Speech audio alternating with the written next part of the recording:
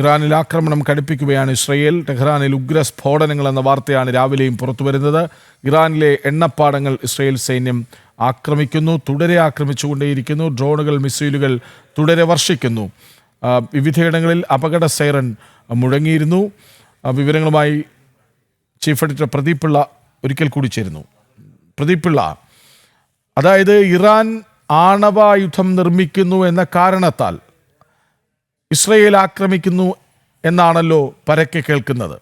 പക്ഷെ അതിനപ്പുറം നേരത്തെ നമ്മൾ പറഞ്ഞതുപോലെ കിരീടാവകാശിയിൽ പിന്തുടർച്ച അവകാശിയായ ഒരാൾ ഭരണത്തിലേക്ക് വീണ്ടും വരട്ടെ, ഖമേനി അവസാനിക്കട്ടെ, ഖമേനിയുടെ യുഗം അവസാനിക്കട്ടെ എന്നൊക്കെ ഇസ്രയേലും അമേരിക്കയും തീരുമാനിച്ചാലും ഇറാൻ്റെ ഭാവി എന്താകുമെന്നാണ്. അതായത് നേരത്തെ നമ്മൾ പറഞ്ഞതുപോലെ അസ്ഥിരമായൊരു പശ്ചിമേഷ്യൻ രാജ്യമായി, മറ്റൊരു പശ്ചിമേഷ്യൻ രാജ്യമായി ഇറാൻ മാറും.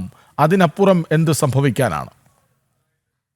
കൃഷ്ണാജ്, യുദ്ധം എന്ന് തന്നെ ഇനി പറയണം. ഇരു രാഷ്ട്രങ്ങൾ പരസ്പരം ആക്രമിച്ച് പരസ്പരം തലസ്ഥാനങ്ങളിൽ മിസൈൽ വർഷിക്കുമ്പോൾ അതിന് യുദ്ധമെന്നല്ലാതെ സംഘർഷം എന്ന് പറഞ്ഞ് ഒളിച്ചോടുന്നതിൽ അർത്ഥമില്ല, ഒളിക്കുന്നതിലും അർത്ഥമില്ല.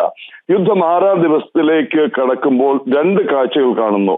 ഒന്ന്, ഇസ്രയേൽ തീമഴ പെയ്യുകയാണ്. ഇപ്പോൾ ഏറ്റവും ഒടുവിൽ ടെഹ്റാനിലെ എണ്ണപ്പാടങ്ങളിലടക്കം, പാസൈ റിഫൈനറിയിലടക്കം തീമഴ പെയ്യുകയാണ്. വളരെ വ്യക്തമായി ടെഹ്റാനിലെ ജനങ്ങളോട് തുടർച്ചയായി ഇസ്രയേൽ പറഞ്ഞുകൊണ്ടിരിക്കും, നിങ്ങൾ ഒഴിഞ്ഞു പോകണം. നമ്മൾ കൂട്ടപലായനത്തിന്റെ ദൃശ്യങ്ങൾ കണ്ടു.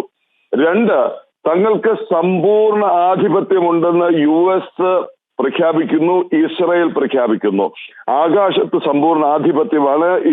ഇറാന്റെ വളരെ മികച്ചതെന്ന് അവകാശപ്പെടുന്ന വ്യോമ പ്രതിരോധ സംവിധാനങ്ങളൊക്കെ അവിടെയുള്ളപ്പോഴും തങ്ങളുടെ ആക്രമണ സംവിധാനം അതിനെ തകർക്കാൻ കെൽപ്പുള്ളതാണെന്ന മുന്നറിയിപ്പ് ട്രംപ് നൽകുന്നു. അതായത് ഇനിയും കീഴടങ്ങിയില്ലെങ്കിൽ, വഴങ്ങിയില്ലെങ്കിൽ US സർവ്വസന്നാഹവും എടുത്ത് ആക്രമിക്കുമെന്ന് തുറന്നു പറയുകയാണ് ഡൊണാൾഡ് ട്രംപ്. അപ്പോഴും സന്നാഹങ്ങൾ ഒരുക്കുമ്പോഴും വിമാനവാഹിനി കപ്പൽ അടക്കം അങ്ങോട്ടേക്ക് അടുപ്പിക്കുമ്പോഴും കഴിഞ്ഞ 2-3 മാസങ്ങൾക്ക് മുമ്പ് തന്നെ US ബോംബറുകൾ പശ്ചിമേഷ്യക്ക് സമീപമുള്ള വിവിധ US താവളങ്ങളിൽ നിലയുറപ്പിക്കുമ്പോഴും നേരിട്ടുള്ള യുദ്ധത്തിൽ നിന്ന് ഒരു പടി അകലെ തന്നെ ഇപ്പോഴും നിൽക്കുകയാണ് ഡൊണാൾഡ് ട്രംപ്.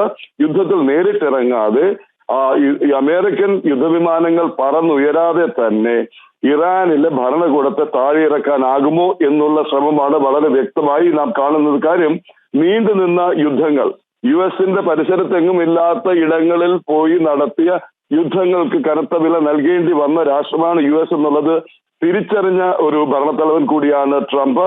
അത് മുന്നിൽ കണ്ടുകൊണ്ട് തന്നെ വളരെ പെട്ടെന്ന് നേരിട്ടുള്ള ഒരു യുദ്ധത്തിലേക്ക് എടുത്ത് ചാടിയില്ലെങ്കിൽ പോലും ഇനിയും അവിടെ ഒരു തീരുമാനം ഉണ്ടായില്ലെങ്കിൽ, ഒന്നുകിൽ ഇറാന്റെ നിലവിലുള്ള ഭരണകൂടം കീഴടങ്ങൽ പ്രഖ്യാപിക്കുകയും തെരഞ്ഞെടുപ്പോ അതല്ല എന്നുണ്ടെങ്കിൽ ഭരണ കൈമാറ്റത്തിനോ തയ്യാറായിട്ടില്ല എന്നുണ്ടെങ്കിൽ ഇതൊരു എൻഡ് ഗെയിം എന്നുള്ള നില ഇതങ്ങ് തീർക്കാൻ തീരുമാനിച്ചാരായിരിക്കണം US നേരിട്ട് രംഗത്തിറങ്ങുക.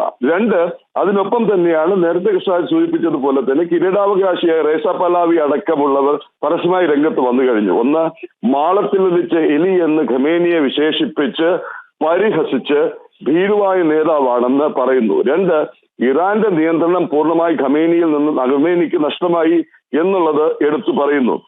ഒരു കാര്യം ഓർക്കണം, ഇറാന്റെ പ്രസിഡന്റിന്റെ പേര് പോലും ആരും ഉച്ചരിക്കുന്നില്ല. 3, അവിടുത്തെ സകല ഭരണ സംവിധാനങ്ങളെയും നിയന്ത്രിക്കുന്നത് ഖമേനി എന്നുള്ള മത പുരോഹിത നേതാവാണ്, പരമോന്നത നേതാവാണ്, സുപ്രീം ലീഡർ ആണ് ഇത് നിയന്ത്രിക്കുന്നത്. അദ്ദേഹം ഇതിന് ഉപയോഗിക്കുന്നതാണ് IRG എന്ന് പറയുന്ന ഇസ്ലാമിക് റെവല്യൂഷണറി ഗാർഡ് കോർ. അതിന്റെ കീഴിലുള്ള വിവിധ സേനാ വിഭാഗങ്ങൾ, അത് സിവിൽ സുരക്ഷയാണെങ്കിലും സൈനിക സുരക്ഷയാണെങ്കിലും രാജ്യത്തെ 40% വരുന്ന സമ്പദ്ഘടന നിയന്ത്രിക്കുന്നതും IRG ആണ് എന്നുള്ളത് കൂടി ഓർക്കുക. അങ്ങനെ അവിടുത്തെ ഏറ്റവും വലിയ തൊഴിൽദാതാവ് കൂടിയാണ് IRG. ആ നിയന്ത്രണം നഷ്ടമാക്കുക, അവിടെ ഭരണമാറ്റം ഉണ്ടാക്കുക എന്നുള്ള ലക്ഷ്യത്തിലേക്കാണ് US കണ്ടുവയ്ക്കുന്നത്. അതെ, ഏതായാലും ഒരു യുദ്ധം കൊണ്ട് ഇറാനെ അവസാനിപ്പിക്കുക എന്നതിനപ്പുറം ഖമേനിയെ ആഭ്യന്തര കലാപങ്ങളിലൂടെ ഖമേനി യുഗം അവിടെ അവസാനിപ്പിക്കുക, അവിടെ ഒരു ഭരണമാറ്റം കൊണ്ടുവരിക എന്ന ലക്ഷ്യം കൂടി ഇസ്രയേലിനുണ്ട്. അതിന് ശക്തമായ പിന്തുണയുമായി അമേരിക്കയുമുണ്ട്. വിവരങ്ങൾ നൽകുകയായിരുന്നു ചീഫ് എഡിറ്റർ പ്രദീപ് പിള്ളയും ഐസൺ ജോസും.